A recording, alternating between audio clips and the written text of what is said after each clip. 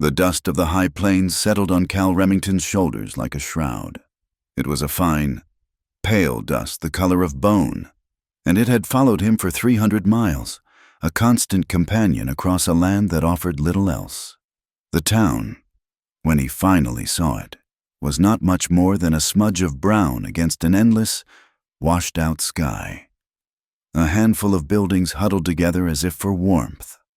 Though the autumn sun was still sharp enough to make a man squint, he had not come seeking company.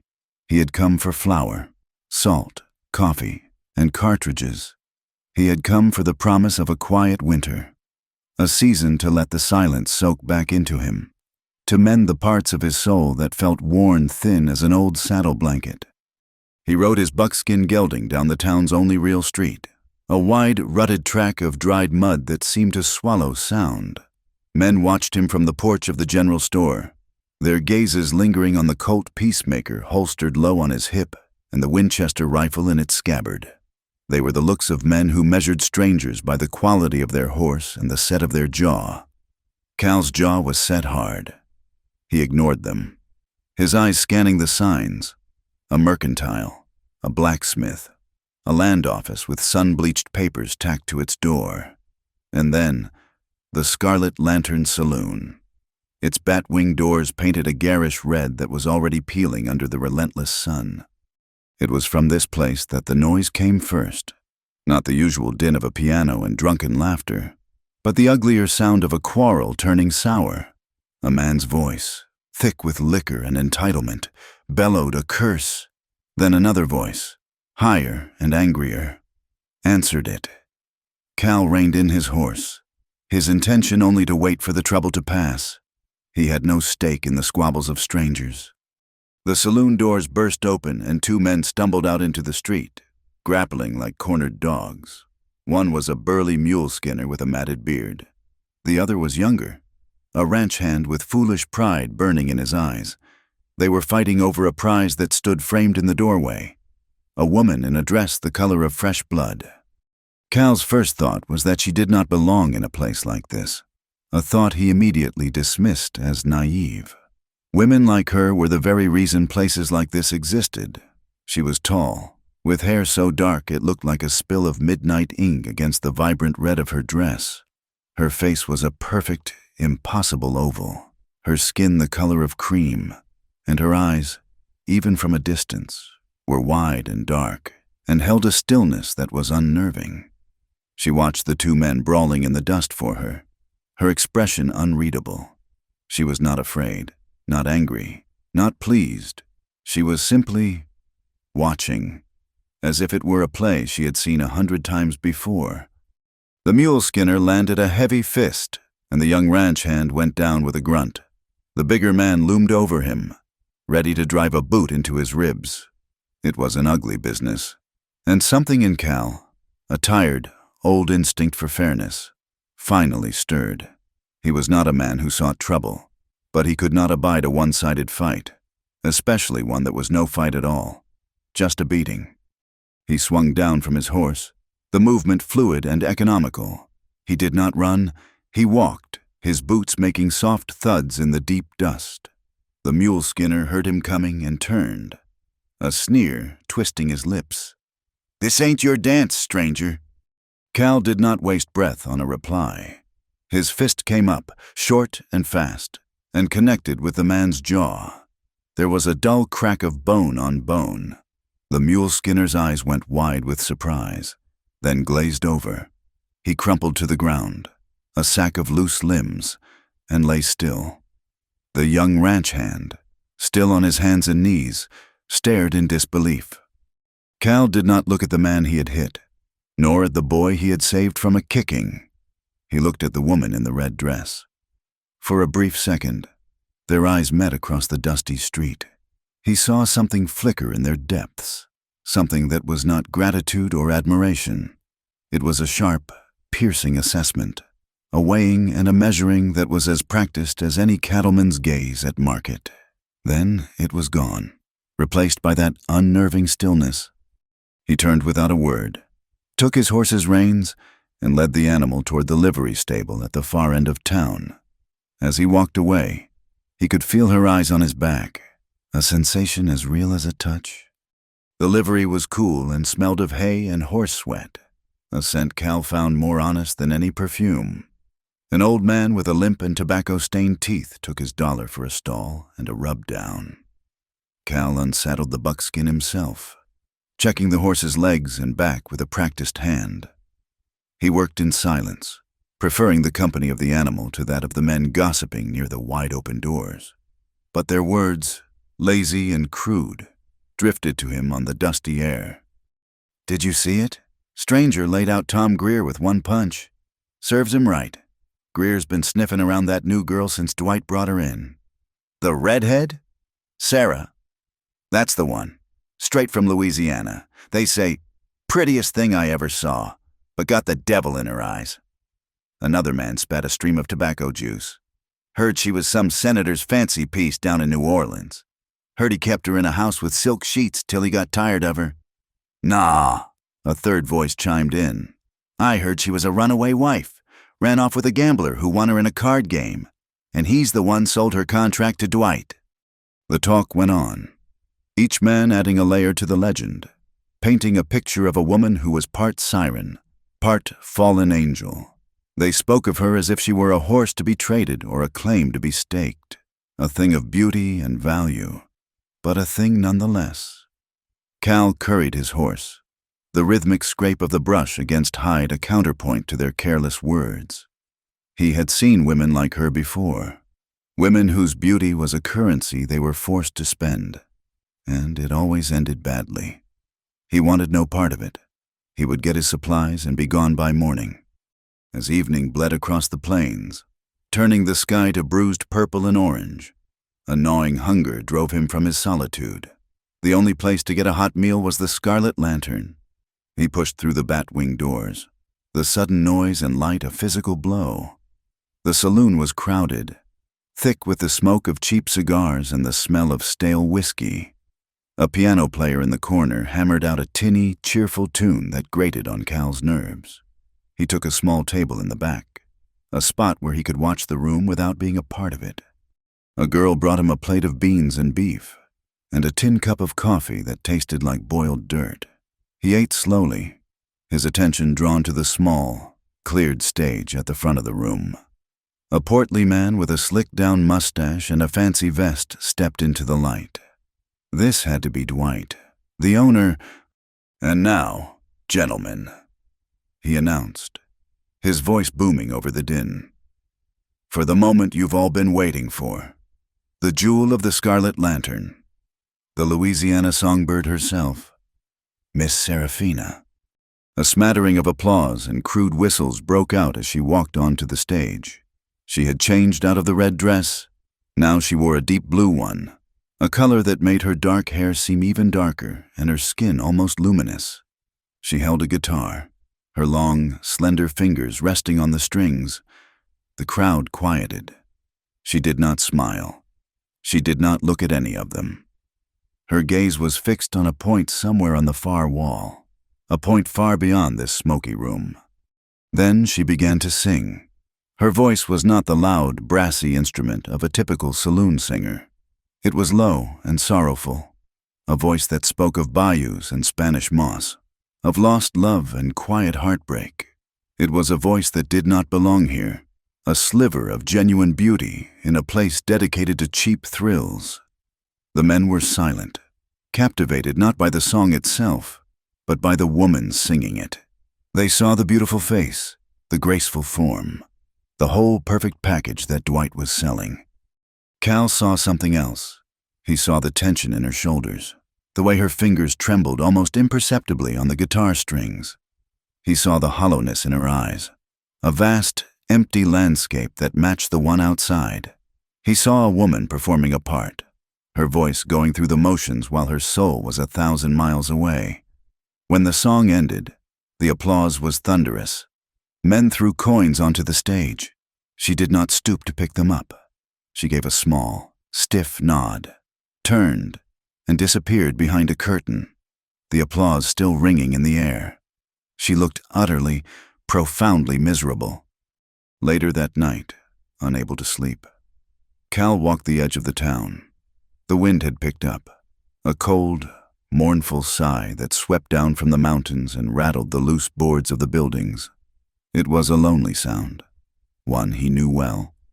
As he passed behind the scarlet lantern, he heard another sound, small and broken, the sound of someone trying to cry without making a noise. He rounded the corner of the building and saw her. She was huddled in the shadows, her back pressed against the rough clapboard wall, her arms wrapped around herself. Her fancy blue dress was rumpled, and in the pale moonlight, he could see a dark stain spreading across the front of her tightly laced corset. It was blood. She did not seem to notice him at first. Her head was bowed, her shoulders shaking with silent sobs. He stood there for a long moment, a war raging inside him. The part of him that had been burned and beaten by life screamed at him to walk away, to leave it be. It was not his business. Getting involved was a fool's errand, a quick path to a fresh grave. But the other part, the part that remembered his wife's gentle hands and his brother's wrongly broken neck, could not move. He could not leave her there, bleeding in the dirt. He took a step forward, and the crunch of his boot on the gravel made her head snap up.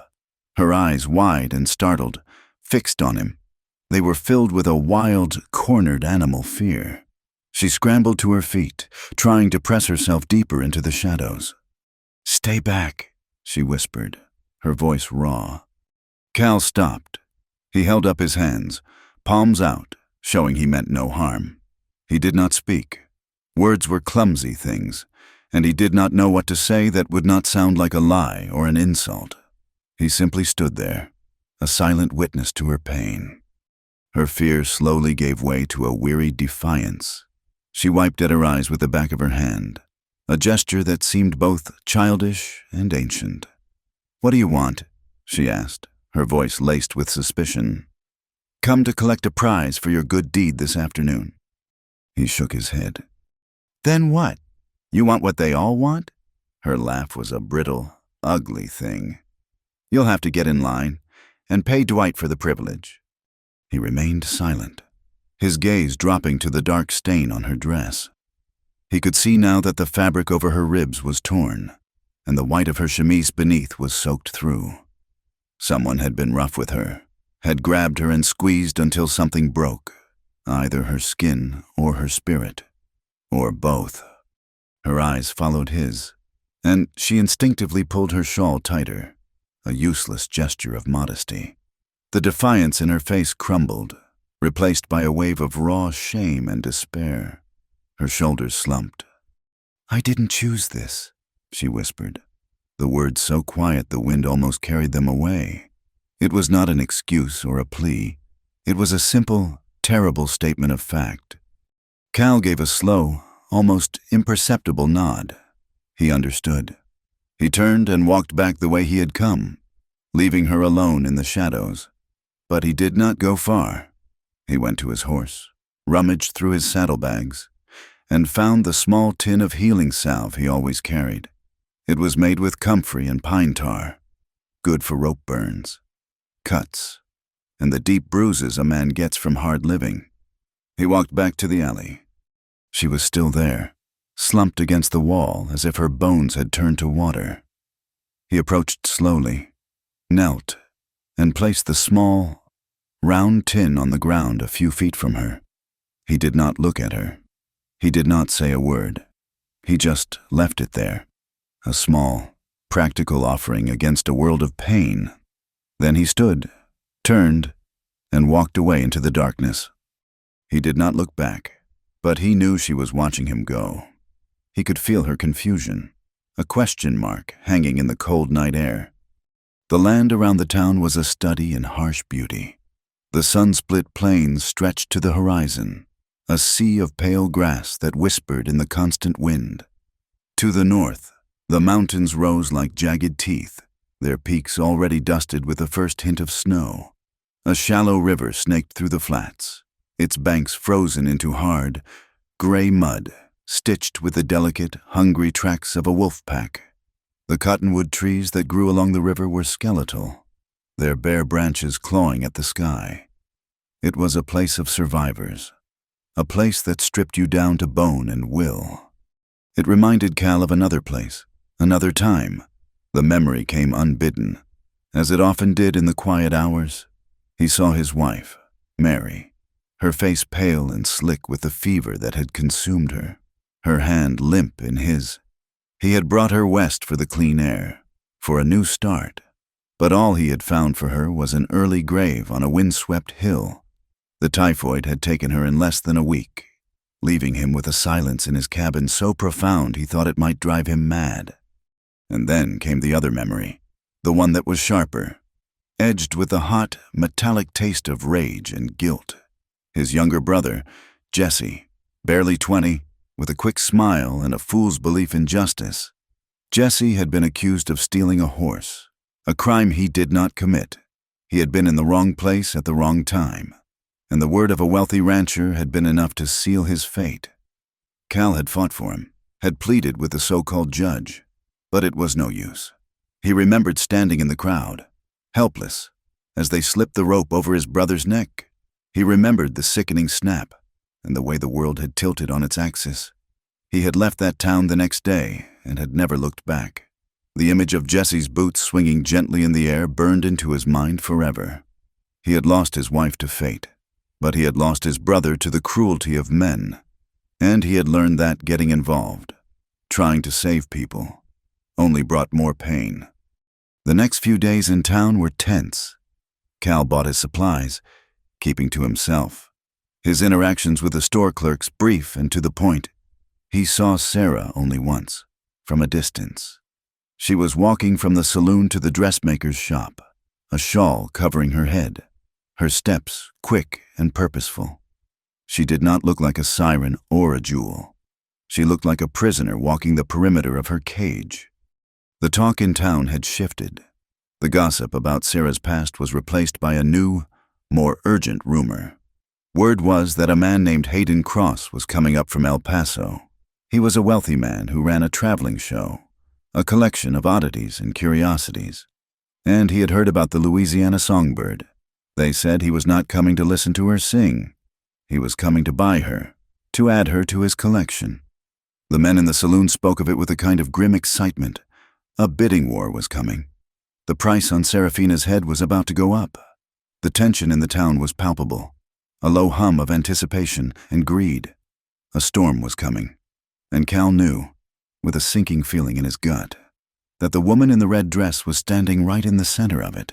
He packed his new supplies onto his mule, telling himself he would be gone by sunrise, long before that storm broke. He had his own ghosts to outrun. He did not need to take on anyone else's. The sun was a thin, lemony wash over the eastern plains when she found him. Cal had made his camp a mile out of town, tucked into the protective curve of a series of low, sandstone cliffs. It was a smart spot, sheltered from the wind and offering a clear view of anyone approaching. He had not expected to be approached. Sarah moved over the hard ground with a quiet grace that seemed at odds with the worn dress she wore, a plain gray thing that made her look like a ghost in the pale morning light. In one hand, she carried a dented tin coffee pot, steam rising from its spout like a weak signal. She said nothing as she drew near, her eyes scanning the simple setup, a bedroll, a saddle, a small fire crackling with what was left of the night's wood. Cal was cleaning his rifle, the oiled rag moving in slow, methodical strokes along the barrel. He had heard her coming long before he could see her. He did not stop his work, but his movements became even more deliberate. His shoulders set in a way that was not welcoming. He was a man who preferred his solitude. She stopped a few feet from his fire and stood there, waiting. The silence stretched, broken only by the hiss of the fire and the distant cry of a hawk. Finally, he looked up, his eyes the color of a winter sky, clear and cold. He did not smile. He simply watched her, his expression revealing nothing. "I brought coffee," she said, her voice low and a little rough, as if she had not used it yet that day. He gave a slight nod toward an empty tin cup resting on a flat rock. She moved forward, knelt gracefully, and filled it. The rich, dark smell of the coffee cut through the sharp morning air. She did not pour any for herself. She set the pot down near the fire to keep it warm and retreated a few steps, wrapping her arms around her middle as if warding off a chill that had nothing to do with the temperature. Cal picked up the cup, his calloused fingers wrapping around its warmth. He took a slow sip, his eyes never leaving her face. He was waiting. He knew this was not about coffee. "The salve," she said finally, her gaze dropping to the dirt. "Thank you." He gave another small nod, taking another drink. She looked up again, and her dark eyes were filled with a question that seemed to weigh more than her entire body. It was a question born of a lifetime of transactions, of men who gave nothing without expecting something far greater in return. "Why?" she asked, the word barely a whisper. "When you looked at me, that day in the street, and in the saloon, what did you see?" She expected him to say he saw a woman in trouble, or perhaps, if he was like the others, he would offer some clumsy compliment about her hair or her eyes, a prelude to the usual demands. She was braced for it, for the inevitable disappointment. Cal set his cup down on the rock. He looked at her, and for the first time, the coldness in his eyes receded, replaced by a flicker of something raw and ancient. He saw the faint purple bruise hidden in the shadow of her jaw, the tightness around her mouth, the vast, lonely darkness in her eyes. He saw the cage, even if no one else could see the bars. "Pain," he said, his voice quiet but clear. "Same as mine." The simple, brutal honesty of it struck her like a physical blow. She flinched, a small, involuntary movement. No one had ever said such a thing to her. Men spoke of her beauty, her voice, her price. No one had ever spoken of her pain. She stared at him, this quiet, weathered man with the sad eyes, and felt a strange, terrifying crack appear in the wall she had built around herself. She did not know what to do with his words, so she did nothing. After a moment, she turned and walked away, leaving the coffee pot by his fire. When she returned to the Scarlet Lantern, the smell of stale beer and desperation clung to the air even in the morning. Dwight caught her in the narrow hallway behind the bar. He was a man whose smiles never reached his eyes, and he was not smiling now. "Where have you been?" he demanded, his voice a low growl. He grabbed her arm, his thick fingers digging into her flesh. "I don't pay for you to go taking social calls with every drifter who wanders into town, especially not the one who costs me business by knocking out my customers." "I just went for a walk," she said, trying to pull her arm away. His grip tightened. "You belong here," he hissed, his face close to hers. "You seem to forget that. You seem to think you're a guest. You're an asset, my asset. I bought your contract. Fair and square. The paper says you sing when I tell you to sing, and you smile when I tell you to smile. It's a damned sight better than the gutter I found you in." He called her ungrateful, a word she had heard from a dozen men just like him, men who believed that providing a cage was an act of kindness. He shoved her against the wall, and the sudden movement caused the collar of her simple dress to slip down her shoulder. For a second, the skin of her upper back was visible in the dim light of the hallway. It was smooth and pale, but marred by a faint, silvery lattice of old scars, thin white lines that crisscrossed each other like threads in a tapestry of past cruelties. They were not the marks of an accident. They were the faded, deliberate tracks of a whip or a switch, long since healed but never truly gone. Dwight saw them and his lip curled in a sneer, not of pity, but of satisfaction. They were a reminder of his ownership, proof that she had been broken before and could be broken again. He released her with a final, contemptuous push. "Make yourself presentable. You're singing tonight." Sarah fled to her small, windowless room, her heart hammering against her ribs. She looked at her reflection in the cracked mirror, at the woman with the haunted eyes. Pain. "Same as mine," the words echoed in her head, a strange and lonely comfort. Later that afternoon, she saw him again. Cal was at the edge of town, near the blacksmith shop. There was an old, broken-down horse cart there, its axle split and one wheel shattered. It belonged to the saloon, used to haul barrels and supplies before it had finally given out. It had been sitting there for weeks, a useless piece of junk. Cal was examining it, his hands running over the broken wood. He then went to the blacksmith, spoke a few words, and returned with a handful of tools. He began to work. He did not work quickly, but with a patient, steady rhythm. He stripped away the splintered wood, measured for a new axle, and began to carefully shape a piece of seasoned oak with a draw knife.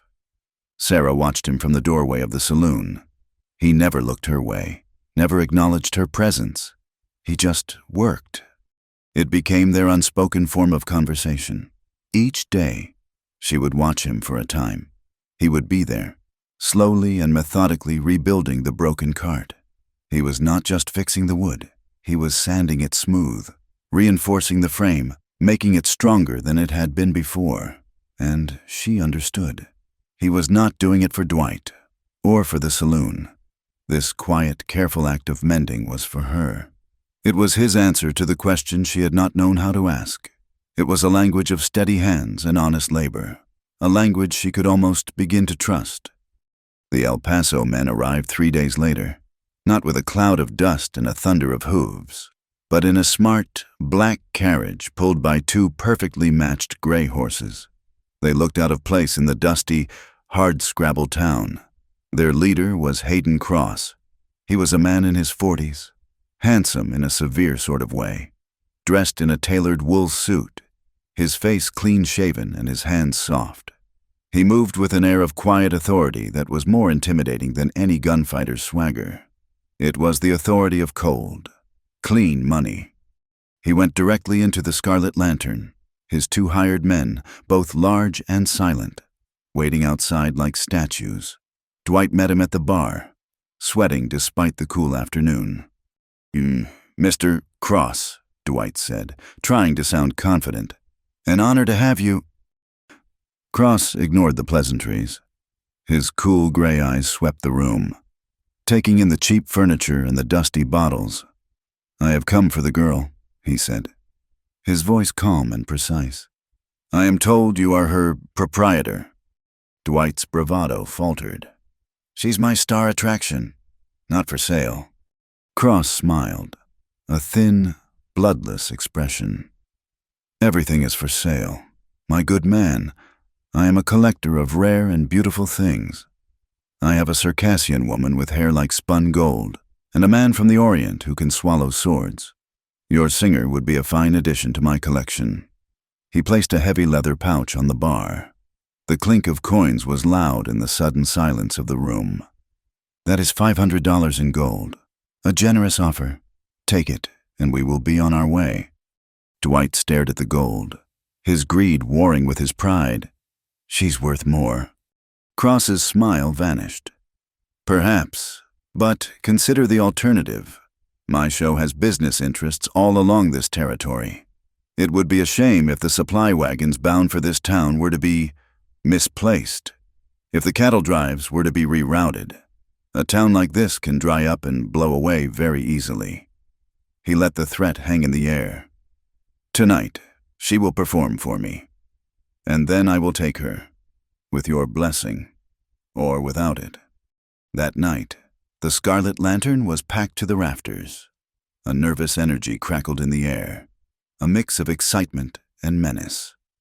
Hayden Cross sat at a front table, a glass of whiskey untouched before him, watching the stage with the cool, appraising gaze of a man inspecting a livestock. Cal was there. He had told himself he would be gone, that this was not his fight, but he had not been able to ride away. He stood in the back corner, his shoulders against the wall, his hat pulled low. He was just a shadow in a room full of noise, but his presence was a stone-still anchor in the swirling current of the crowd.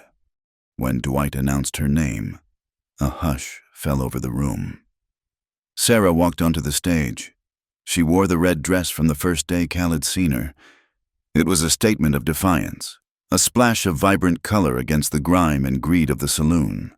Her face was pale, her expression a blank mask.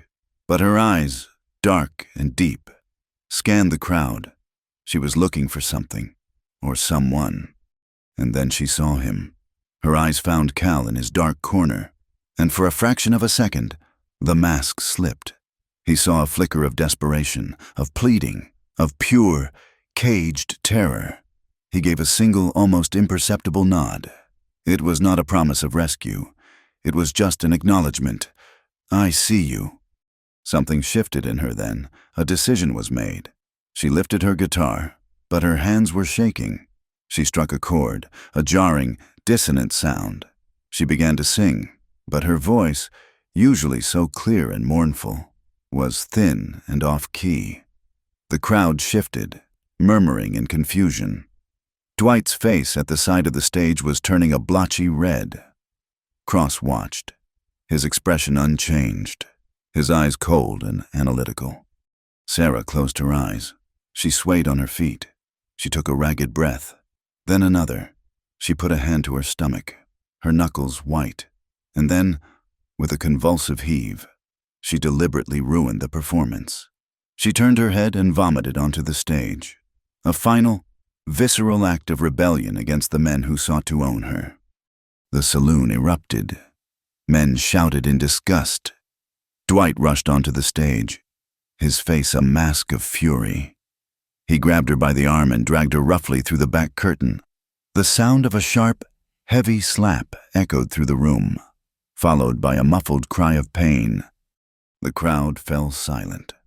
Cross slowly stood up, placed a few coins on the table for his drink, and walked toward the back, an owner going to inspect his damaged goods. But he never made it. Cal moved.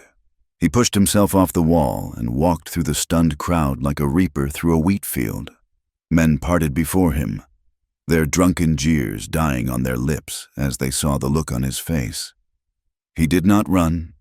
He did not shout. He walked straight to the door Dwight and Sarah had disappeared through and kicked it open. The scene inside was stark and ugly. Dwight had her pinned against the wall, his hand raised to strike her again. Her lip was split and bleeding, but her head was high, her eyes blazing with a defiant fire that refused to be extinguished. Cross stood in the doorway, watching with cold amusement. Dwight turned, startled, as Cal stepped into the room. "Remington, get the hell out of here. This is my business." Cal ignored him. His eyes were on Sarah. He saw the blood, the bruise, the torn dress, but he also saw the unbent steel in her spine. She looked at him, and her voice was a raw, shaking whisper. "I'm not yours," she said, the words a fierce, desperate declaration aimed at all of them, at the entire world. "But I don't want to be theirs either." Cal took a step toward her, his gaze unwavering. "I can get you out of town," he said, his voice low and steady, a rock in the middle of the chaos. "I can get you away from all this." She searched his face, her eyes filled with a lifetime of distrust. She had been saved before, and it had always just been a change of masters. "Not unless you want what they want," she challenged, her voice breaking. It was the last, most important question. Was he just another man with a different method? Cal looked from her bloodied face to the greedy eyes of Dwight and the cold, possessive stare of Hayden Cross. He saw the whole rotten world they had built for her, a world that measured her worth in gold and applause. He looked back at her, at the truth of her, the wounded, fighting soul trapped inside the beautiful cage. "I want your truth," he answered. Cal's words hung in the small, foul-smelling room, a statement so foreign that both Dwight and Hayden Cross were momentarily silenced by it. The truth. It was a currency no one in this room traded in. In that frozen moment of shock, Cal moved. He took Sarah's arm, his grip firm but not bruising, and pulled her toward a back door that led to the alley. "My property," Dwight sputtered, finding his voice. Cross was faster. He stepped to block the way, his calm composure returning. "This is an ill-advised course of action. Mr. Remington." The girl is part of a business arrangement." Cal did not stop. He drew his Colt, the movement a blur of economy and purpose. He did not point it at Cross, but held it low, the gesture an undeniable promise of violence. "Get out of the way," he said, his voice a low rumble. Cross studied Cal's eyes, the cold, flat certainty he saw there, and made a calculated decision. He gave a thin smile and stepped aside. This was a temporary setback, not a defeat. There were other ways, messier ways, to collect what was his. As Cal and Sarah slipped out into the cold night air, the last thing they heard was Dwight's furious, impotent roar. They did not run. They walked quickly through the shadows, melting into the darkness at the edge of town, where Cal had his horse and pack mule tethered. He boosted her onto the buckskin's back, then swung up behind her, his body a shield against the night. They rode out, not toward the open plains, but up into the rocky folds of the cliffs where he had made his camp. They did not speak of what happened. There were no words for it yet. He built up the fire and gave her his blanket, taking a seat on a cold rock a few feet away, cleaning his pistol again as if the ritual could restore order to the world. Her story came out in pieces over the next few days, in the fragile hours between sundown and moonrise. She never told it all at once, but in small, hesitant offerings, like a starving person sharing their last crust of bread. She spoke of New Orleans, not of the fancy balls and iron balconies, but of the steam and the rot, the smell of jasmine mixed with the stench of the swamp. "My mother was a seamstress," she whispered one night, her voice barely carrying over the crackle of the fire. "She was what they called a quadroon. She could make lace that looked like a spider's web. My father, he was a gambler from France. He had fine hands and a finer smile. He gave my mother a daughter with skin the color of his morning cream and eyes as dark as her night." She paused, a bitter twist to her lips. "He considered me his finest wager, a prize to be held, until the cards turned against him." Cal listened. He watched the firelight play across her face, illuminating the ghosts that flickered in her eyes. He did not ask questions. He did not say, "That must have been hard," or any of the other useless things people say. He just listened, his silence a vast, safe space for her to place the broken shards of her past. She told him about the house with the red velvet curtains where her father left her when she was 13. She did not use ugly words or give sordid details. She simply said, "He sold me to a woman who collected pretty things that could not fly away." She spoke of an escape, a frantic run through the bayou with torn clothes and bleeding feet, of the 2 days of freedom that had tasted sweeter than anything she had known before or since. And then, the capture, the heavy hands that dragged her back. She was sold again, this time to a man who took her up the Mississippi on a riverboat, a floating palace where she learned to sing for her supper and for her survival. Her beauty was the lure, her voice was the chain, and her silence was the price of staying alive. From there it was a blur of towns and men, each one a different verse in the same sad song, a song that had finally led her to Dwight and the Scarlet Lantern. She found his stillness a profound relief. The men she had known always wanted something from her, a song, a smile, a story. Their attention was a hook, a thing to snag her and pull her closer into their grasp. Cal wanted nothing. He simply sat and absorbed her words, his presence as steady and unremarkable as the ancient rocks around them. Together, in the quiet daylight hours, they planned. He had maps, old, creased things he unfolded on the ground. He traced a line with his finger, a rugged, dangerous path that cut west across the territory, toward a place called Arizona. "It's hard country," he told her, his voice low. "But there are towns there where a person can disappear. Start over." Sarah looked at the thin, spidery line on the map, and all she could see were the long miles of open space, of running and hiding. "They will chase me," she said. It was not a question. "Cross, Dwight, men like them don't just let go." "We'll move fast," he said. We'll travel the high trails where a carriage can't follow." She was hesitant, the fear of being hunted a cold knot in her stomach. Freedom was a beautiful idea, but the road to it was terrifying. What if they were caught? The punishment would be worse than anything she had yet endured.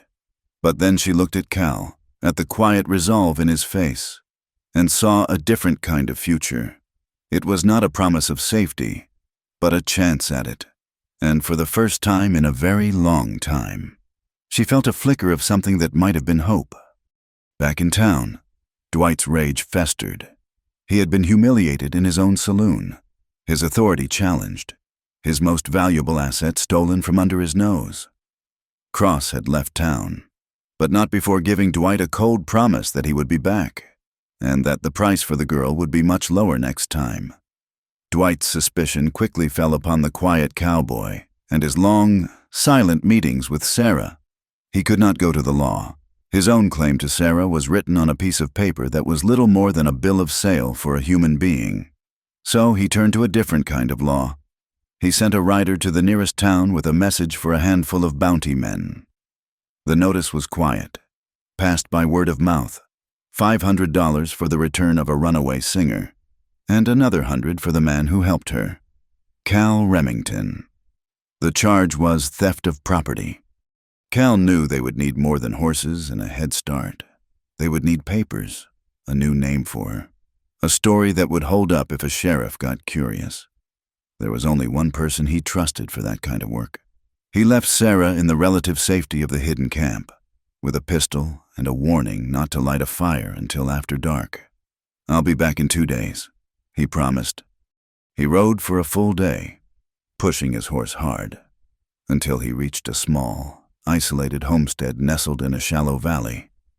It belonged to a man named Elias Thorne, a man Cal had known since they were boys. Elias had a gift for ink and parchment, and a healthy disrespect for the law.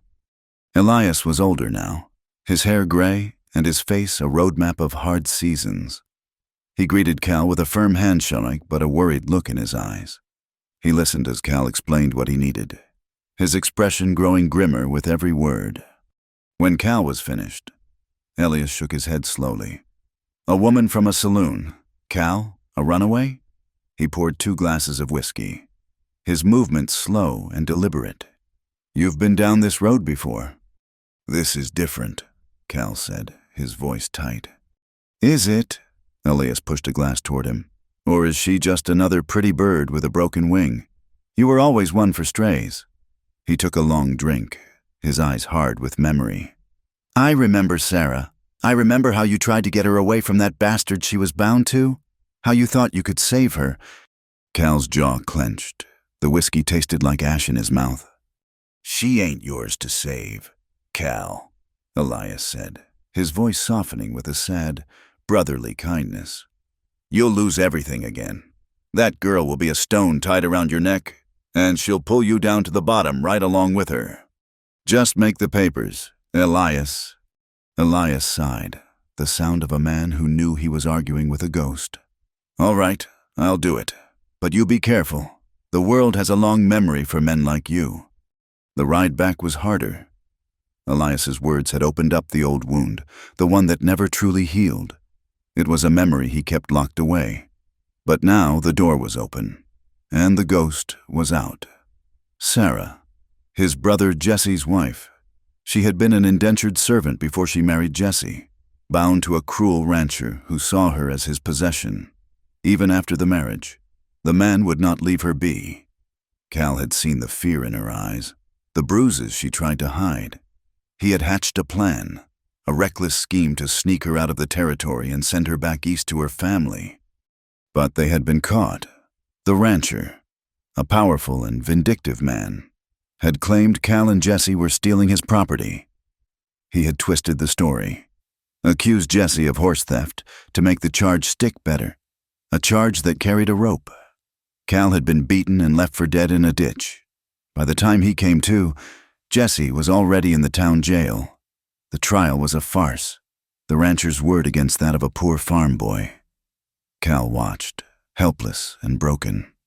as his brother was led to the gallows for a crime born of Cal's own failed attempt at rescue. His good intentions had cost his brother his life.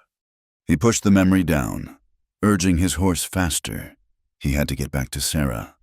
While he was gone, Sarah had grown restless. The 2 days stretched into an eternity of silence and waiting. On the third morning, her fear got the better of her. She convinced herself Cal was not coming back, that he had thought better of the whole dangerous business and had simply ridden on. Or worse, that he had been caught. She knew they could not leave without a second horse for supplies. Without the rest of Cal's gear, she made a desperate decision. She would retrieve it herself. She slipped into town under the cover of the pre-dawn gray. Her heart pounding, she made it to the livery, to Cal's stall. His saddle and rifle were there, along with his pack mule. She gathered the heavy leather tack in her arms, her movements clumsy with haste. She was just turning to leave when a shadow fell over her. It was Dwight. One of the stable hands had seen her and fetched him. "Going somewhere?" Dwight asked, his voice slick with false sweetness. His eyes were cold and hard as river stones. "Taking things that don't belong to you." She was caught. The cellar of the Scarlet Lantern was a damp, black hole that smelled of sour earth and spilled whiskey. Dwight threw her down the rickety stairs, the heavy door slamming shut behind her, the bolt sliding home with a sound of finality. When Cal rode into town, the air felt wrong. The streets were too quiet. He went straight to the livery. His horse tack was there, but it had been moved. The stable hand avoided his eyes. Cal knew. A cold dread washed over him. He went to their meeting spot by the half-repaired cart. It was empty. The tools he had left were scattered in the dust. He stood there for a long moment as the sun began to set. The guilt and the fear, a tangible weight in his chest. Jesse's face swam before his eyes. Elias's warning echoed in his ears. "You'll lose everything again." The old instinct, the one that had been screaming at him for years, told him to ride away, to save himself. This was not his fight. He had tried to save someone once, and it had destroyed his world. But then he thought of Sarah. He thought of her whispered story, of the hope he had seen flicker in her eyes when he had shown her the map. He thought of her words. "I didn't choose this." He had not chosen this either, but it had chosen him. He could ride away and live with the ghost of his brother, or he could stay and fight, and maybe live with himself. He turned and walked back to the livery, his stride long and purposeful. He saddled the buckskin, checked his colt, and slid his Winchester from its scabbard. This time, he would not fail. The saloon was loud, the piano clanging, the noise a thin cover for the town's ugly secret. Cal did not go through the front doors. He went around the back to the heavy cellar door bolted from the outside. He smashed the lock with the butt of his rifle. The wood splintered, and the door swung open into blackness. He lit a match. She was huddled in the far corner, her face streaked with dirt and tears. Her arm was twisted at an unnatural angle, and a fresh cut bled on her forehead. But she was alive, her eyes wide and dark in the flickering matchlight. "Found his—" "Why?" she whispered, her voice a raw, broken thing. "Why do you care?" The match burned down, stinging his fingers. He dropped it into the darkness. "Because you still believe no one does," he replied. He helped her up the stairs, her body trembling against his. As they emerged into the alley, a shout went up from inside the saloon. Dwight burst through the back door, a shotgun in his hands, 2 of his hired thugs behind him. The world exploded in a hail of bullets. Cal shoved Sarah behind him. Firing his Winchester from the hip, wood splintered from the saloon wall. One of Dwight's men screamed and went down. Cal grabbed Sarah's hand and they ran for the horses. A shotgun blast roared, and Cal's pack mule cried out, a terrible, high-pitched sound, before collapsing in the street. Glass shattered from a nearby window. They reached the buckskin. Cal threw Sarah onto its back and jumped on behind her, kicking the horse into a desperate gallop. Bullets whizzed past their ears as they raced out of town, leaving the lights and the noise and the violence behind them. They rode hard into the vast, unforgiving darkness of the plains, miles out of town, under the cold, indifferent light of the stars. Cal finally slowed the horse to a walk. He could feel Sarah shaking against his back, her body racked with silent, convulsive sobs. It was not the quiet, sorrowful crying he had heard before. This was something deeper, more painful. He thought she was crying for the dead horse, for the loss of their supplies. But when she finally spoke, her voice choked and raw. It was not about the horse. "I thought I was going to die in that room," she gasped, the words torn from her. "And I wasn't even afraid. I was just tired."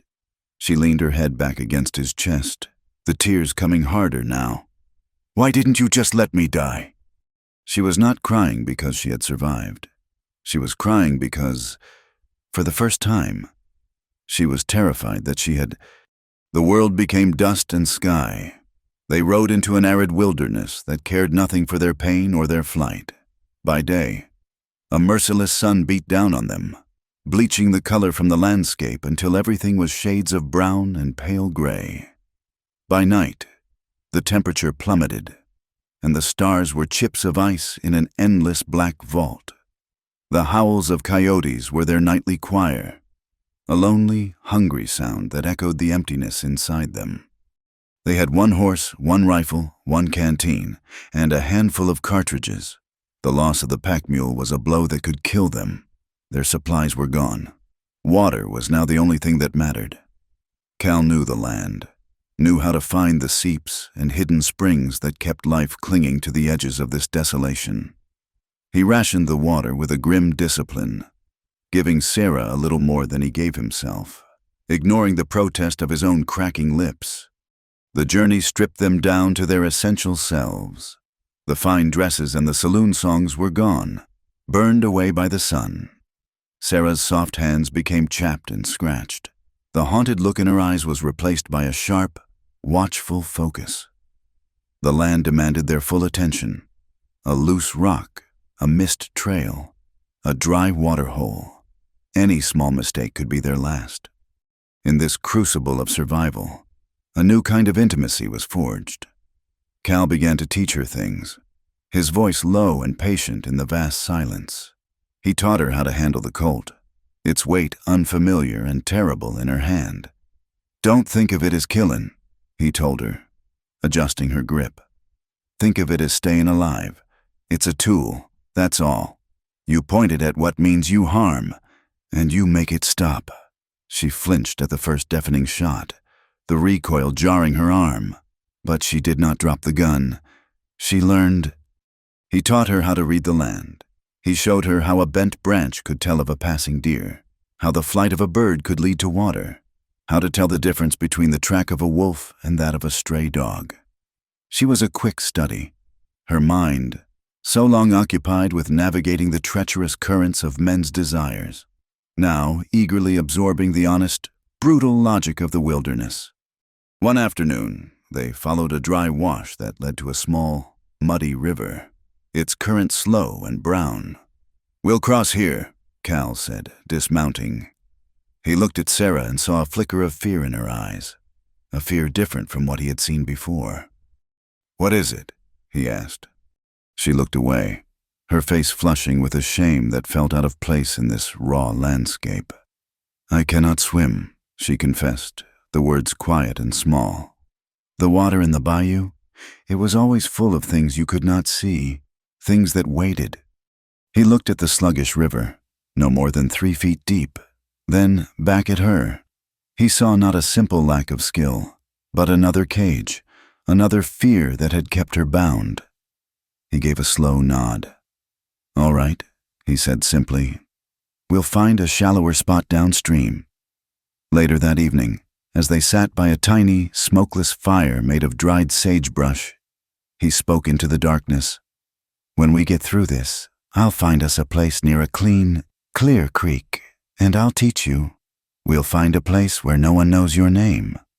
He said it as a simple statement of fact, but to her, it was a promise more profound than any vow, a place where no one knew her name, A place where she was not the Louisiana songbird, not a senator's mistress, not Dwight's property. A place where she could simply be. The nights were the hardest. The cold was a physical presence, a predator that gnawed at them. They had only his one worn blanket. The first night, they slept apart, each curled into a miserable ball on opposite sides of the fire. The second night, the cold was worse, a knife-edged wind slicing through their thin clothes. Cal looked over at her, saw her shivering so hard her teeth chattered, and made a decision. "Come here," he said, his voice gruff. She hesitated. "We'll freeze to death apart," he stated, leaving no room for argument.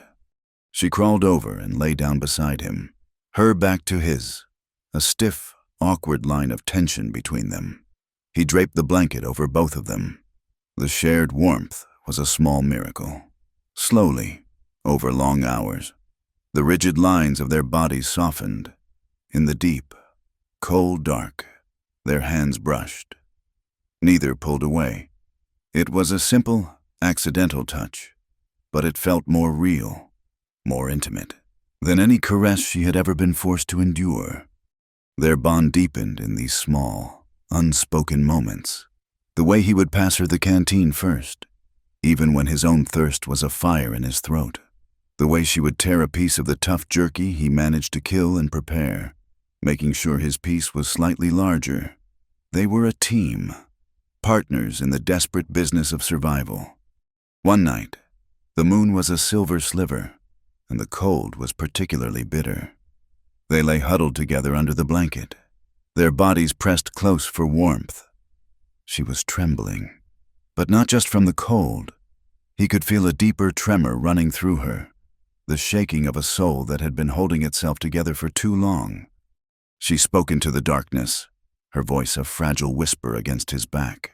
"All of them, all the men, they always wanted what I showed them. My face, my voice, the dress. They looked so hard at the outside." She paused, and her next words were full of a quiet, aching wonder. You don't even look."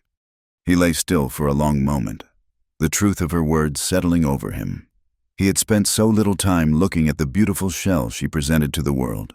He had been too busy watching her eyes, listening to the things her voice did not say, sensing the shape of the pain she carried. He shifted, turning to face her in the faint starlight. Her eyes were huge and dark, searching his. "Because I see you already," he answered, his voice rough with an emotion he rarely allowed himself. The air between them changed. The cold, the hunger, the fear, it all fell away, leaving only this fragile, terrifying connection. He saw the tears well up in her eyes, silver tracks in the moonlight. She did not try to hide them. He lifted a hand, his calloused thumb gently brushing a tear from her cheek. His touch was hesitant, reverent. She leaned into his hand, a small, trusting movement that broke something open inside him. He lowered his head, and their lips met. It was not a kiss of passion, but of discovery. It was hesitant and broken. Chapped lips meeting chapped lips. It tasted of dust and sorrow and a desperate, shared longing for something that had a name they did not yet dare to speak. It was the kiss of two survivors, two people who had forgotten what tenderness felt like, finding it again in the most desolate place on earth. Their trail was 2 days old when he found it. A single, freshly shod hoof print that did not belong to their horse. Cal saw it and his body went rigid. They were being followed, and the man who was following them was good. He had avoided the obvious paths, moving along the rocky ridges where tracks were hard to find. But he had made one small mistake. Cal knew who it was before he even saw him. There were only a handful of trackers that skilled in this territory. He pushed them harder, moving into a narrow, winding canyon, hoping to use the terrain to their advantage. It was a trap, and he knew it, but it was also their only chance to make a stand. The bounty hunter's name was Elias, a grim irony that did not escape Cal. He was a lanky, patient man with pale, colorless eyes, and a face that seemed incapable of expression. Cal had seen him once before, years ago, He had been standing at the edge of the crowd, watching with a detached, professional interest as they hanged Jesse. The memory sent a jolt of ice and fire through Cal's veins. This was not just about Sarah anymore. This was a ghost from his past, come to collect a new debt. The first shot came from above, whining off the canyon wall, a foot from Cal's head. He threw himself and Sarah from the horse, scrambling for the cover of a rock outcropping. The buckskin, panicked, bolted down the canyon. "Stay down," Cal ordered, his voice sharp. As he unslung his Winchester, another shot kicked up dust near Sarah's feet. She flattened herself against the rock, her heart hammering against her ribs. Cal peered over the edge of their cover, trying to pinpoint the shooter's location on the ridge above. He saw a puff of smoke. He raised his rifle, took a breath, and fired. A cry of pain echoed down the canyon walls. He had hit him. But Elias was tough. A moment later, another bullet slammed into the rock near Cal's face, sending stone fragments stinging into his cheek. Cal ducked back, then risked another look. He saw Elias moving, trying to get a better angle. It was now or never. Cal stood, exposing himself for a precious second, and fired 2 shots in quick succession. The first one missed. The second one made Elias stagger. The bounty hunter's rifle clattered onto the rocks, but as he fell, Elias, with his last ounce of strength, fired his pistol. Cal felt it before he heard it, a white-hot, tearing pain in his side. The world spun, the canyon walls tilting crazily. He stumbled back, a grunt of pain forced from his lips, and fell to his knees. The Winchester slipped from his grasp. Sarah saw him fall. She saw the dark stain spreading across his shirt. For a moment, she was frozen. The world reduced to the sound of her own ragged breathing. Above them, Elias was trying to get to his feet, his pistol still in his hand. He was wounded, but he was not finished. In that second, something inside her broke. All the fear, all the helplessness, all the years of being a victim coalesced into a single, blinding point of rage. She scrambled for the Colt pistol that had fallen from Cal's holster. She had only fired it at cactuses and rocks. Her hands shook so violently she could barely hold it. She raised the gun, the barrel wavering wildly. She saw Elias take aim at Cal's fallen form. She squeezed her eyes shut and pulled the trigger. The explosion was deafening. The recoil slammed her back against the rock. When she opened her eyes, Elias was gone. He had simply disappeared from the ridge. She crawled to Cal. He was conscious, but his face was pale and slick with sweat. His breath came in shallow, ragged gasps. You did it," he whispered, a faint, pained smile touching his lips.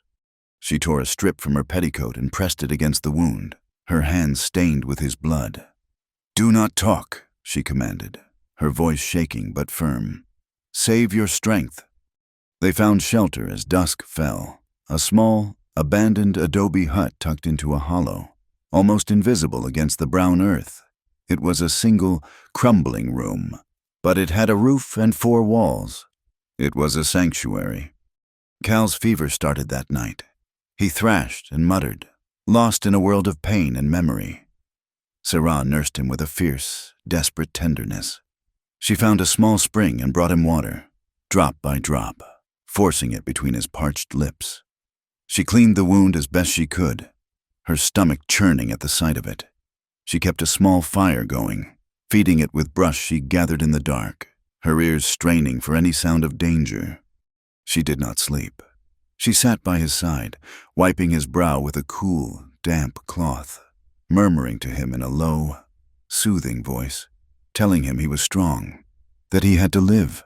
In the deepest hours of the night, lost in his delirium, he reached for her hand, his grip surprisingly strong. His eyes, glassy with fever, seemed to look right through her. "Mary?" he whispered, the name a ghost on his lips. Then his focus shifted, and he seemed to see her, really see her. No, not Mary. He sighed, a long, shuddering sound. "It's all right." His voice dropped to a ragged, earnest whisper, a confession torn from the depths of his soul. "I'd trade my peace for your freedom." The words settled in the small, quiet room, more real and solid than the adobe walls around them. He would trade his own hard-won, solitary peace, the only thing he had left in the world, for her freedom. Tears streamed down her face, silent and hot. She held his hand to her cheek, feeling the rough, calloused skin against hers. In that moment, she knew. She knew with a certainty that was as profound as it was terrifying. All her life she had been running. From men, from cages, from a past that would not let her go. But she was not running anymore. She leaned close to his ear, her own confession a prayer in the darkness. "You have to live, Cal," she whispered, "because I want to stay with you." She paused, the truth of it blooming in her heart. "Not because I owe you, but because you are the only man who has ever made me feel like I was not owned." Time, in the adobe hut, became a slow, thick river. The days were measured not by the clock but by the progress of the sun across the dusty floor and the slow ebb of the fever in Cal's body. He recovered at the pace of a healing landscape, slow, almost imperceptible, but steady. The wound in his side was a deep, angry thing, and for a week he teetered on the edge, lost in a gray world of pain and broken memories. Through it all, Sarah was a constant presence. She was the cool cloth on his forehead, the steady hand that brought water to his lips, the low, murmuring voice that anchored him to the living world when the fever tried to pull him under. As his strength began to seep back, a fragile peace settled over them. The tiny adobe, once a desperate shelter, began to feel like something else. It became a world unto itself, a fortress against the vast, hostile wilderness outside. Sarah found a small, neglected patch of earth near the spring where the soil was dark and rich. Using a sharpened stick in her bare hands, she cleared the weeds and planted the few edible seeds she had found in the pockets of a rotted-out saddlebag left by a previous occupant. Tending to this small square of dirt became her ritual. It was an act of faith, a belief in a future that extended beyond the next sunrise. It was the first time in her life she had ever willingly put down roots. Cal watched her from the doorway of the hut, his body still too weak to do more. He watched her coax life from the dry soil, and he saw a strength in her that had nothing to do with defiance or survival. It was the quiet, stubborn strength of a thing that insists on growing. As his hands regained their dexterity, he took out his pocket knife and began to carve. He found a piece of soft cottonwood and, with slow, patient strokes, began to shape it. He carved a small, rough bird, its wings half spread as if caught between resting and taking flight. He sanded it smooth with a piece of sandstone until it felt warm and alive in his palm. He gave it to her one evening without a word. She took it, her fingers tracing its simple lines. And for the first time since he had met her, a genuine, unguarded smile touched her lips. After that, she began to hum as she worked in her garden. Quiet, tuneless melodies that were infinitely more beautiful than any song she had been forced to sing. They lived this way for a few weeks, a lifetime in the context of their flight. They spoke little, but their silence was a comfortable, shared thing. They fell into a rhythm, a simple domesticity that felt both strange and wonderful. He would hunt for small game, his movements growing steadier each day. She would gather wild herbs and tend her burgeoning plants. They were two broken pieces of a world that had discarded them, who, in this forgotten place, were slowly beginning to fit together. The piece was as real and as fragile as a desert flower. But the outside world had not forgotten them. Its memory was long, and its greed was patient. Hayden Cross was not a man to be trifled with. He had returned to his base in El Paso, not defeated, but inconvenienced. The story of the Louisiana songbird and the quiet cowboy who had stolen her had become a piece of frontier lore, and Cross's ego would not let it stand. He saw Sarah not as a person, but as a masterpiece for his collection, and its theft was an insult he intended to answer. The bounty offered by Dwight was a pittance. Cross put out his own, $1,000 in gold for the girl, and another $500 for Cal Remington, dead or alive. The posters began to appear in towns and outposts across the territory. Crude drawings of their faces, a public declaration that their fragile peace was living on borrowed time. The end of their sanctuary came on a scalding afternoon. Cal was checking a line of snares he had set in a nearby arroyo. Sarah was pulling weeds in her garden, humming softly to herself. She did not hear them until it was too late. There were 4 of them, emerging from the rocks like specters, their faces hard and sun-cracked, their eyes glittering with avarice. They were not trackers like Elias. They were scavengers, drawn by the scent of gold. "Well, look what we have here," one of them said, his voice a greasy drawl. "The $1,000 songbird, right where the poster said she'd be." Sarah froze, the small weeding stick falling from her hand, before she could scream. One of them lunged, grabbing her, his hand clamping over her mouth. She fought, kicking and twisting, a wild animal in a trap. The man laughed, enjoying her struggle. He began to drag her away from the hut, toward their horses. Cal heard the commotion. He was still not at his full strength. A deep, pulling pain still radiated from his side when he moved too fast. But adrenaline surged through him, cold and sharp. He drew his Colt and ran, his boots slipping on the loose rock. He saw them dragging her, saw the terror in her eyes. He did not shout a warning. He did not hesitate. He raised the pistol, took aim, and fired. The man holding Sarah grunted, his grip on her loosening as a dark red flower bloomed on his chest. He staggered back and fell. Sarah scrambled away as the other 3 spun around, drawing their weapons. The world dissolved into a chaos of noise and smoke. A bullet tore through the sleeve of Cal's shirt. He ducked behind a slab of rock and fired again. Another man cried out and dropped his gun, clutching a shattered shoulder.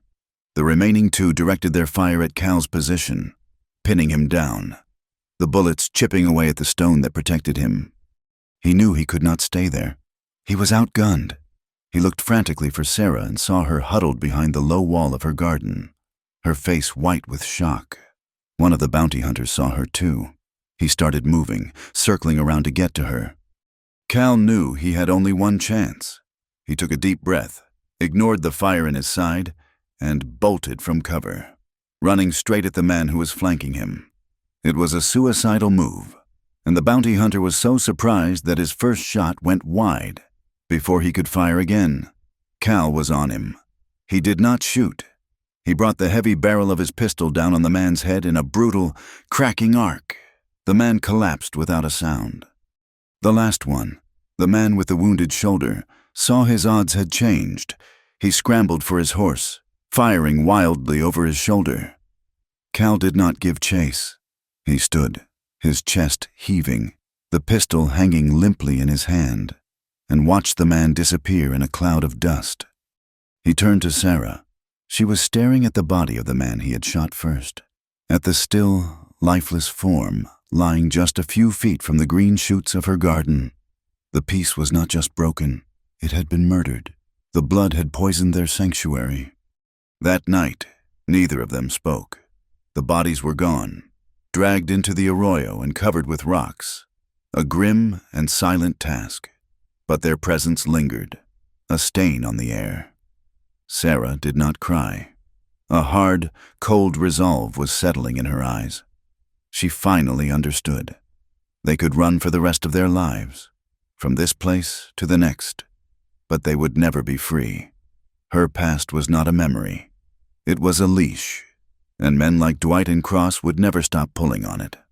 As long as that contract existed, as long as she was considered property, they would be hunted. She came to him as he sat by the fire, cleaning his guns for the 2nd time that day.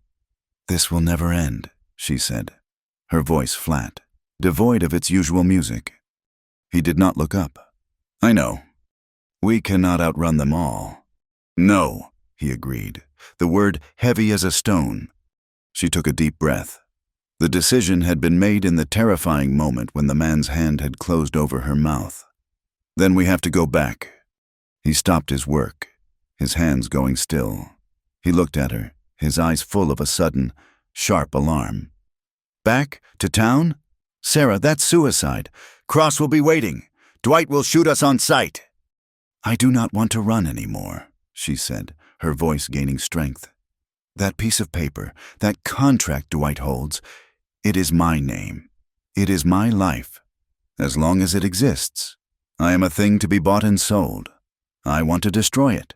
I want to buy my name back, not with gold, but with fire. He stood up, his face a mask of conflict. Everything in him, every hard-learned lesson, every instinct for survival, screamed against it. It was a fool's plan, a desperate gamble against a stacked deck. It was exactly the kind of noble, reckless idea that had gotten his brother killed. We can't, he said, his voice rough. We can make it to Arizona. We can change our names, find a place so remote. And we will spend the rest of our lives looking over our shoulders, she interrupted, stepping closer to him, her eyes blazing with a fire he had never seen before. Always waiting for the next man to come crashing into our garden. I will not live like that, Cal, and I will not have you killing for me every time the past catches up. She reached out and touched his hand, her fingers trembling slightly. I want to stop hiding. For us. For us? The two words hit him harder than any bullet. This was not just about her freedom anymore. It was about theirs. It was about the possibility of a life that was not defined by running. A life where they did not have to sleep with one eye open. She was asking him to risk everything, not for a fool's notion of rescue, but for a shared future. He looked into her eyes and saw the end of his own long, lonely flight. They traveled back under the cover of darkness, two ghosts moving through a landscape of shadows. Sarah wore a dusty pair of Cal's old trousers and a wide-brimmed hat that hid her face. She looked like a slender, weary boy. Cal moved with the tense, silent grace of a predator, his eyes constantly scanning the darkness, his hand never far from his gun. They did not ride into the town. They left the horse miles away and approached on foot, slipping through the familiar streets like wraiths. The scarlet lantern was lit, music and laughter spilling from its doors, a garish beacon in the night. It all looked exactly the same, but to them, it was a foreign country. Their plan was simple, and that made it dangerous. Cal knew of a girl, Millie, who had worked at the saloon before Dwight had fired her for spilling a drink on a wealthy customer. She was now working at the town's small eatery, and she hated Dwight with a quiet passion. They found her in the alley behind the kitchen, dumping a bucket of scraps. At first, she was terrified. The bounty posters had made Cal and Sarah into legends, but Cal's voice was calm and low, and the weight of the $20 gold piece he pressed into her palm was persuasive. Dwight keeps a lockbox in his office, under a loose floorboard. Cal said, that is where he keeps his contracts. All we want is the one for Serafina. You get it, you burn it, and this gold is yours. No one will ever know. Millie hesitated, her eyes wide, then gave a sharp nod. She took the coin and disappeared back into the kitchen. They waited in the deep shadows of the livery stable, the sounds of the saloon a muffled torment across the street. Every passing set of footsteps made them flinch. An hour passed, an eternity of frayed nerves. Finally, they saw Millie slip out the back of the saloon. She gave them a quick, terrified glance and a barely perceptible nod before hurrying down the street. It was done. A wave of dizzying relief washed over Sarah. It was in that moment of relief that their guard was down. A voice, calm and cultured, cut through the darkness from the entrance of the livery. A rather theatrical plan, touching in its own way. Hayden Cross stepped out of the shadows. He was not alone. Two large, armed men flanked him. He had not been waiting in El Paso. He had been waiting here. He had known they would have to come back. I must confess, Cross said with a thin smile. "I recognized you the moment you rode into the territory. The boy's clothes are a nice touch, my dear, but you cannot disguise that posture, that grace." His eyes shifted to Cal. "As for you, I admire your tenacity, but this is where it ends. The performance is over." The world narrowed to the space between them. Before Cal could even raise his pistol, one of Cross's men fired. The shot was not aimed at Cal, but at the lantern hanging just inside the livery.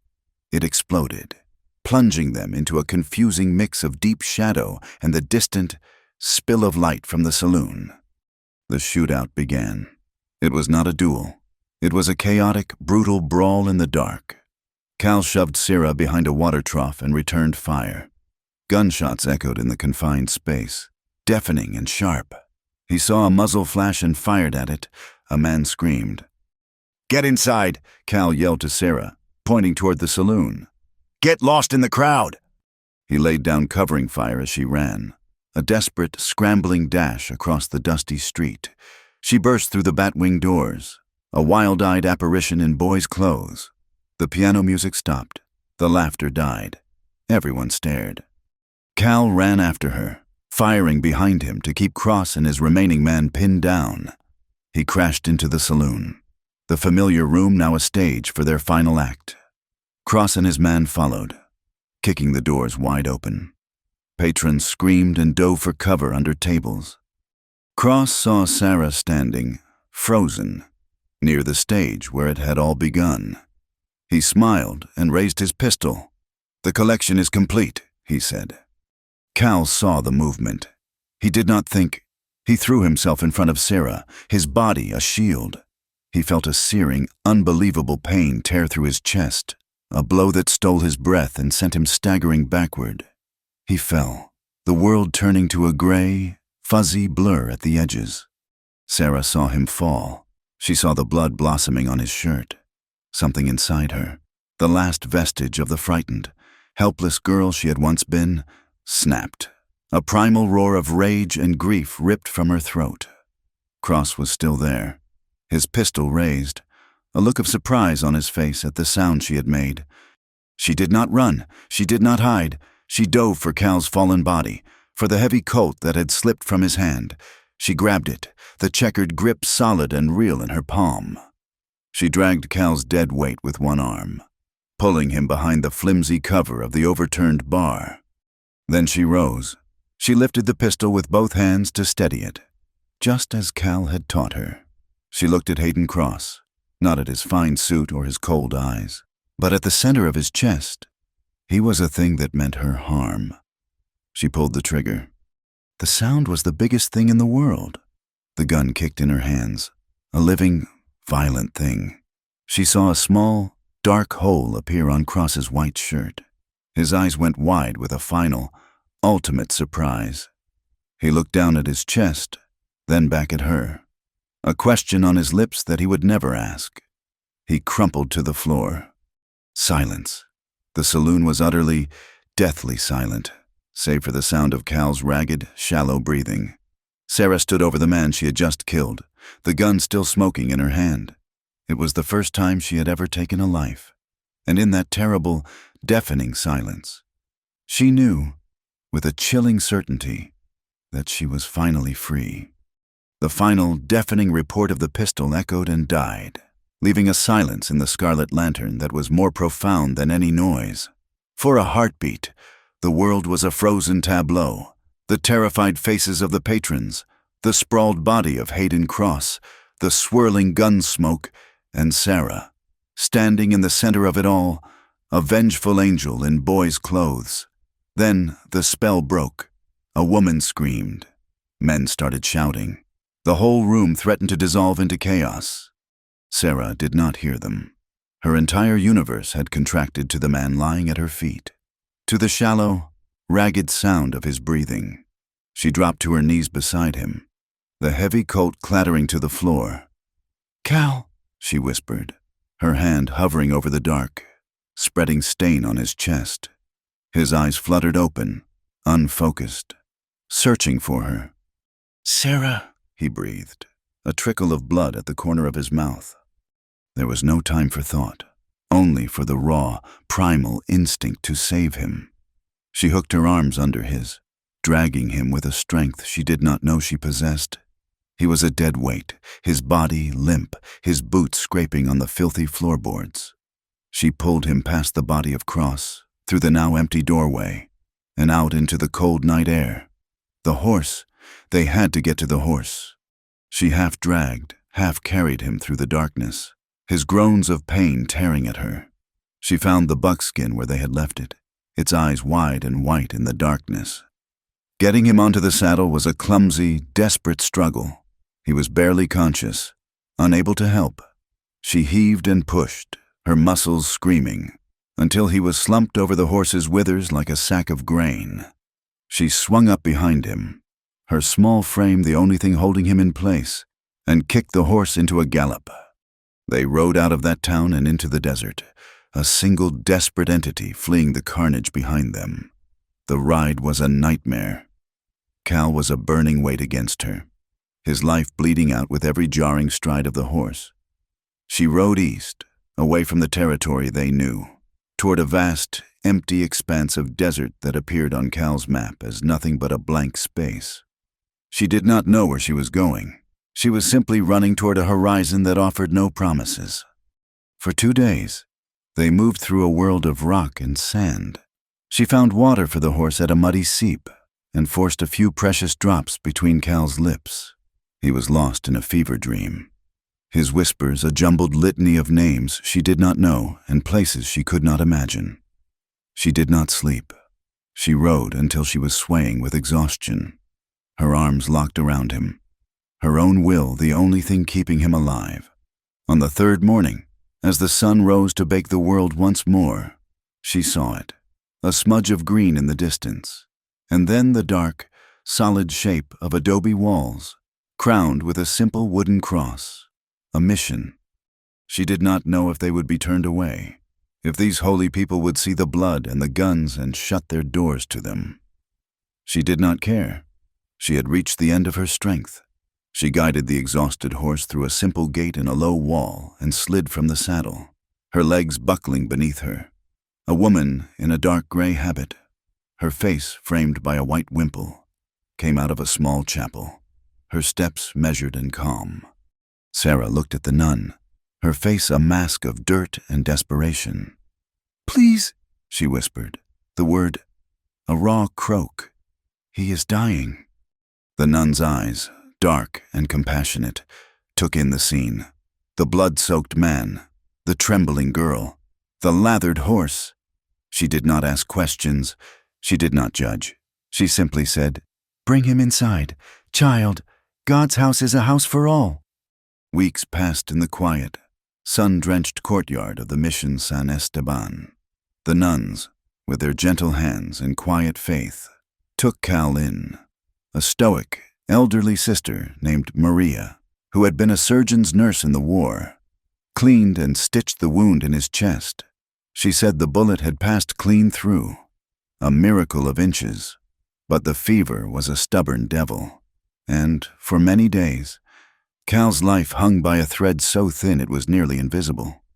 During that time, Sarah became a fixture in the mission's small, whitewashed chapel. She was not a religious woman. The only prayers she had ever known were the desperate, silent pleas of a trapped animal. But now, she found herself kneeling for hours on the cool stone floor, her eyes fixed on the serene, painted face of a wooden Madonna. She did not know the proper words. She did not recite rosaries or litanies. Her prayer was a single, constant, silent scream that she directed at the heavens. "I just want him to live. That is all. Let him live. And I will ask for nothing else, ever again." She prayed with the fierce, bargaining intensity of a soul who had never asked for anything for herself and was now spending all her hope on another. And, slowly, impossibly, her prayer was answered. The fever broke.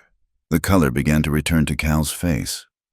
One afternoon, she was sitting by his cot when his eyes opened, and this time, they were clear. He looked at her, really looked at her, and a faint smile touched his lips. "You are still here," he whispered. Tears she did not know she had been holding back streamed down her face. "I am still here," she answered. His survival marked a turning point, as he slowly regained his strength, walking first the length of his small room, then the perimeter of the courtyard. They had to decide what came next. The world they had fled was still out there. Their faces were still on posters. But the thought of running again felt like a betrayal of the peace they had found within these walls. The mission served a small, forgotten community of poor farmers and displaced natives who lived in the shadow of its walls. They were people who had been pushed to the margins, people whose lives were a quiet testament to endurance. One evening, as they watched the sun set behind the distant mountains, painting the sky in strokes of orange and purple, Sarah made a decision. "I want to stay," she said, her voice quiet but firm. "Here, or somewhere near here." Cal looked at her, surprised. "This is not the life you are used to." She laughed, a soft, genuine sound. "The life I was used to was no life at all. Here, these people, they have nothing, but they are not owned. They are poor, but they are free." She looked at him, her dark eyes serious. "We can be free here. Cal, we can stop running and start building." He saw the truth in her words. This place was not just a sanctuary. It was an opportunity, a chance to build a life not from the ashes of their past, but from the simple, solid ground beneath their feet. They found a small, abandoned homestead a few miles from the mission, a little adobe house much like the one that had saved their lives. But this one had a solid roof and a working well. With the help of the mission and the people they were coming to know, they made it a home. Cal, with his quiet way and his steady hands, opened a horse-taming service.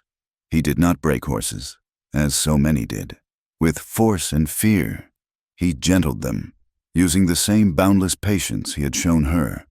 He spoke to them in a low, calm voice, teaching them to trust, not to obey. His reputation spread through the small, scattered communities, and soon farmers were bringing him their most stubborn and difficult animals. He was healing them, and in doing so, he was healing himself. Sarah found her own purpose. She had learned to read from a kind man on a riverboat, and she knew how to sew with the skill her mother had passed down to her. She began to teach the young girls of the community.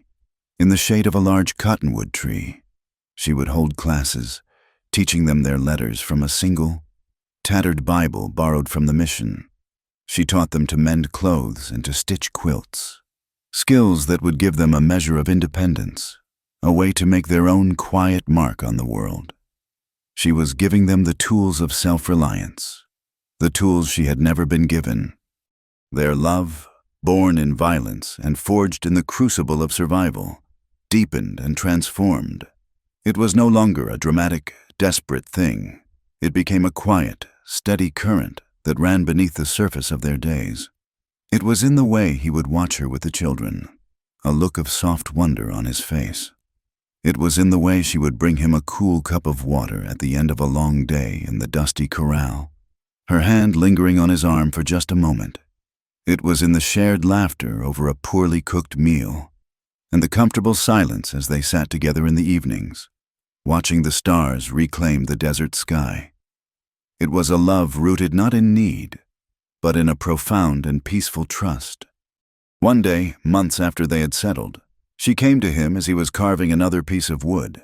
This time, it was a horse, its head bowed, its form relaxed and calm. She sat beside him, watching his hands work for a long time. "Do you still want my secrets?" she asked, her voice so low he barely heard it. It was the question that had been lying dormant between them since the beginning. He had wanted her truth. She was now, finally, offering him the last, darkest pieces of it. The details of the houses, the names of the men, the countless small deaths of the souls she had endured. He stopped carving. He looked at the finished piece of wood in his hand, then at her. He saw the woman she was now, strong, peaceful, her eyes clear of the old ghosts. He thought of the long road they had traveled, of the blood and the fear. He no longer needed to know the details of her cage. He only needed to know that she was free of it. He reached out and tucked a stray strand of dark hair behind her ear, his touch gentle. "I want your peace more," he answered, his voice thick with an emotion that went beyond words. Tears welled in her eyes, but they were not tears of sorrow. They were tears of release, a final, cleansing wave. She leaned her head against his shoulder. "Then I will give you both," she replied. The final scene of their story was not written in gunfire or in a grand declaration. It was written in the simple, quiet language of their new life.